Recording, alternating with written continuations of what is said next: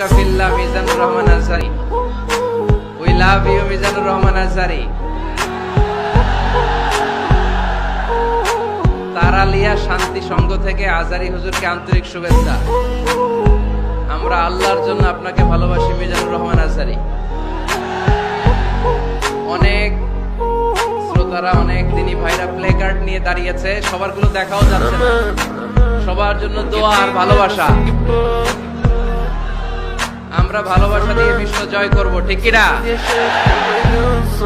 হেরে যাবে ওদের হিংসার ষড়যন্ত্র, জিতে যাবে আমাদের ভালোবাসা। আমাদের ভালোবাসাকে হারায় দেওয়ার মতো শক্তি পৃথিবীর কারো নাই, চিল্লায় বলো ঠিক কিনা?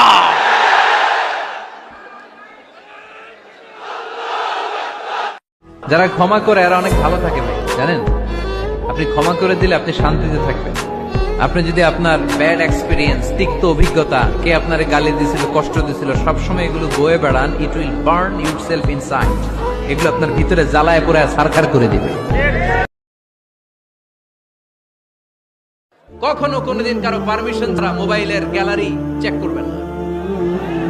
কখনো কারো পারমিশন ছাড়া তার ফেসবুকের মেসেঞ্জারে কে কার সাথে চ্যাটিং করেছে এটা করা যাবে না।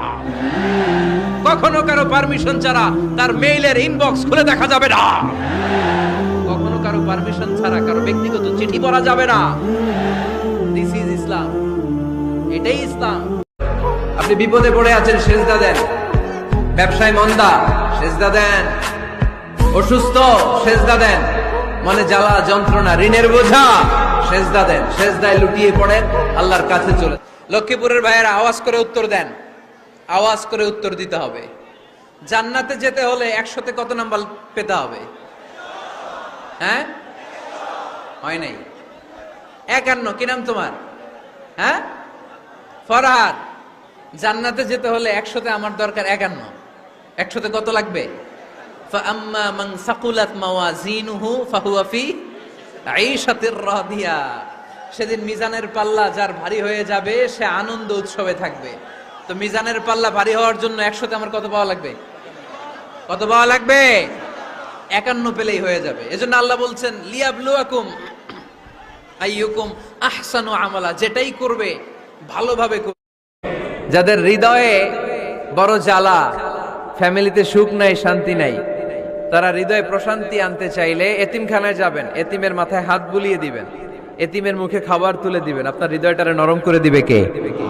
আল্লাহর ঘর মসজিদে যাবেন, নিজ হাতে মসজিদটারে একটু পরিষ্কার করে দিবেন, আপনার জীবনটারে উজালা করে দিবে কে?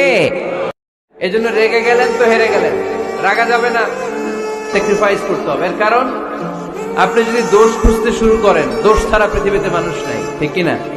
No one is perfect in this world. এই পৃথিবীতে কেউই পারফেক্ট না। আপনি যে আপনার স্ত্রীর দোষ খোঁজেন, আপনারও দোষ আছে না নাই? আবার ভাবি যদি আপনার খালি দোষ খোঁজে, ভাবিরও দোষ আছে না নাই? না। এজন্য দোষ খুঁজবেন না, স্যাক্রিফাইস করেন, একটু মানিয়ে নিন। ফেব্রুয়ারি কত? ফেব্রুয়ারি আর কয়দিন? কথাগণ, বিশ্ব ভালোবাসা, বিশ্ব নির্লজ্জ দিবস, বিশ্ব বেহায়াপনার দিবস, বিশ্ব অশ্লীলতার দিবস, নারীদের গণভাবে ধর্ষিত হবার দিবস। এই দিবসের সাথে মুসলমানদের কোনো সম্পর্ক? বাবা যারা এসেছেন সাবধান, ওই দিন মেয়েদেরকে ঘর থেকে বের হতে দেওয়া যাবে না। ভাই যারা এসেছে বোনদেরকে সামনে রাখো, ওই দিন ঘর থেকে বের হতে দেওয়া যাবে না। যেই মাদের বোনদের কানে আমার মাইকের আওয়াজ যায়, খবরদার, ওই দিনটা যেন কোরআন তেলাওয়াত আর আল্লাহর জিকির করতে করতে কাটে, তা না হলে সব শেষ। ওই দিন যারাই উল্টাপাল্টা করবে, ওই মেয়েগুলো ওদের বদ হজম হবে, হজম করতে পারবে না, কয়দিন পরে বমি বমি ভাব হবে। কথা কন, কথা কন। এজন্য খবরদার, কোন মুসলমান ঘরের মেয়ে, কোন মুসলমান ঘরের ছেলে 14ই ফেব্রুয়ারি এই ওয়ার্ল্ড ভ্যালেন্টাইন দিবস। আওয়াজ করে বলেন তো, পুলিশের চোখ ফাঁকি দেয়া যায় কি যায় না? র্যাবের চোখ, বিমানবন্দরে কাস্টমস অফিসারের চোখ, পরীক্ষার হলে যিনি গার্ড দেয় ম্যাজিস্ট্রেট স্যারের চোখ, একজনের চোখ ফাঁকি দেয়া যায় না। তিনি কে? বাচ্চারা এইটা বুঝাই দিয়ে নাকি, এই সফটওয়্যারটা যদি ছোটবেলায় ব্রেনে ইনস্টল করে দিতে পারেন, জীবনে আর এই ছেলে দুর্নীতিবাজ হবে না।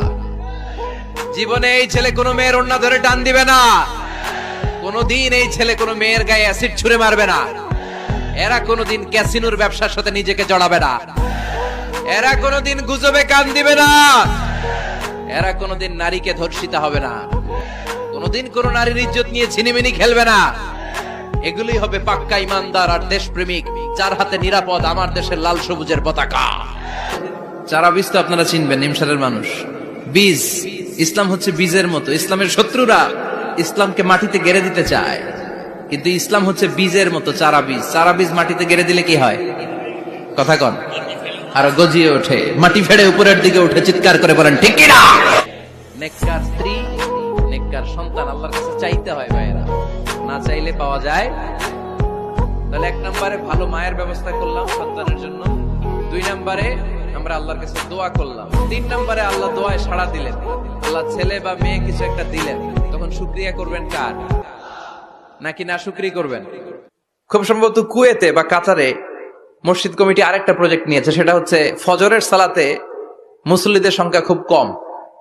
মসজিদ কমিটি ঘোষণা দিয়েছে যারা ফজরের নামাজে আসবে না, ফজরের নামাজে যেই পুরুষরা আসবে না, অর্থাৎ তাদের স্ত্রীরা তাদেরকে ফজরের সময় ডেকে দেয় না, এজন্য মসজিদের ফান্ডিং এ, মসজিদের টাকা দিয়ে ওই পুরুষগুলোকে দ্বিতীয় বিবাহের ব্যবস্থা করে দেয়া হবে। কথা বুঝতে পারছেন? খরচ মহরানা সব মসজিদ কমিটির। সেকেন্ড ম্যারেজ প্রজেক্ট, দ্বিতীয় বিবাহ প্রকল্প।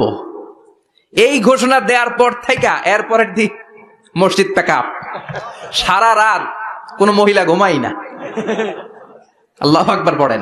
চলে যেতে হবে দালান ঘর, বাড়ি ঘর, টাকা পয়সার জন্য পাগল হয়ে থেকে আমরা, কিন্তু এটা আমার আসল ঘর নয়। যেই গোসলখানাটারে আমি এত সুন্দর করে টাইলস করে ইটালিয়ান ফিটিংস দিয়ে বানালাম, আমার জীবনের শেষ গোসলটা কি ওই গোসলখানায় হবে? কথা বলেন। যেখানে লাশ ধোয়ায় ওইখানে আমার গোসল হবে, এগুলো আমরা ভাবতে চাই না। কবরের জীবনটা আসল জীবন। বিশ্বনবী দোয়া করতেন, আল্লাহুম্মা ইন্না নাউযু বিকা মিন আযাবিল কবর। আল্লাহ, আমি আপনার কাছে কবরের আযাব থেকে পানাহ চাই, কবরের আযাব থেকে বাঁচতে চাই। এই কবরের মধ্যে অনেক ফিতনা হবে, অনেক সুয়াল হবে। কবরে প্রশ্ন আছে না নাই? কথা বলেন। প্রথম প্রশ্ন জিজ্ঞেস করা হবে, মার রব্বুক, তোমার রব কে? বলেন, আমাদের রব কে?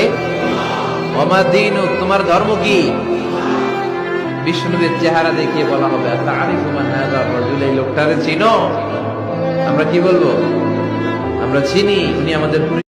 হাত ব্যথা পেলে চোখ দিয়ে পানি ঝরে, আবার চোখ দিয়ে পানি ঝরলে হাত সেই পানি মুছে দেয়, ঠিক কিনা? স্বামী আর স্ত্রীর সম্পর্কটা এরকম হবে, হাত আর চোখ।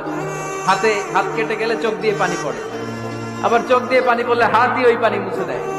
সম্পর্কটা এরকম থাকার দরকার আছে না নাই? আল্লাহ তাআলা স্বামী স্ত্রীর সম্পর্ককে কোরআনে পোশাকের সাথে তুলনা করেছেন।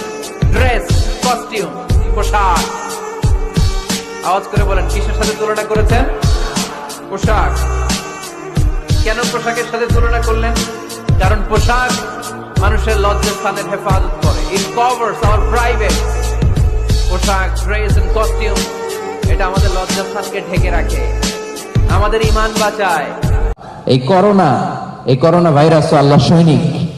আল্লাহ রিমাইন্ডার দিয়ে আমাদেরকে বুঝাতে চায়, নাফরমানি ছেড়ে দাও। আমি সব সময় ধরি না, ধরলে দেখেন কোন চায়নায় হয়েছে এটা, চায়নার উহান প্রদেশে শুরু, এখন ইরানের ডিজাস্টার, সাউথ কোরিয়াতে ডিজাস্টার,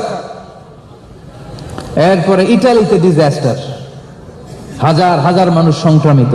মুসাফা করলে হাতের গুনাহ ঝরে যায়, কোলাকুলি করলে বুকের গুনাহ ঝরে যায়। এখন এই করোনার কারণে মুসাফা করতেও ভয় লাগে, ঠিক কিনা? আল্লাহ তুমি করোনা থেকে বাঁচাও, এটা বলার জন্য কাবাগরে যে একটু চোখের পানি ছাড়বো, এটারও সুযোগ নাই। কাবাগর বন্ধ, তাওয়াফের সুযোগ নাই। This is reminder for the Muslim উম্মাহ, দিস ইজ হার্ড রিমাইন্ডার।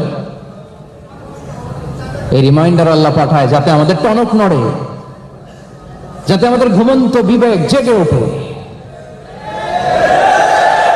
যাতে আমরা আল্লাহর নাফরমানি ছেড়ে দেই, যাতে আমরা আল্লাহওয়ালা হয়ে যাই।